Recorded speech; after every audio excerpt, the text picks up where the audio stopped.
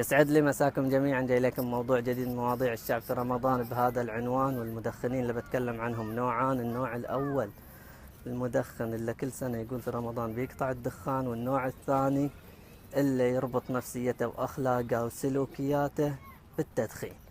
هذول اثنين هم ما عليكم منهم.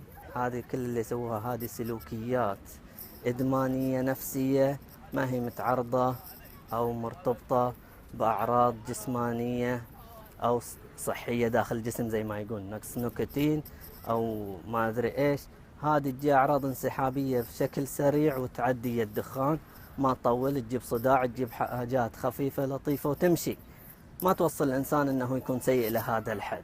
الإنسان السيء اللي تشوفه بهذه الطريقة هذا هو لأنه سيء في سلوكياته وأخلاقياته بالفعل، مو سيء بسبب تركه للدخان. قطع الدخان بيقطعه في رمضان وفي غير رمضان. وسالفة التدرج في قطع الدخان هذه سالفة مستهلكة وقديمة وما هي صحيحة، لأن الموضوع محتاج بس إلى إرادة. اللي قدر يترك الدخان من وقت السحر لوقت الفطور طوال النهار في رمضان يقدر يتركها على طول مدى الحياة بنفس الإرادة. هني مسك مثلا الوازع الديني أو لأنك كده، والولاعة والدخان كان في جيبك، بس أنت في شيء مسك. وبس أكثر حاجة اللي ماسكت إنك أنت إرادتك إنك تبغى تنمسك.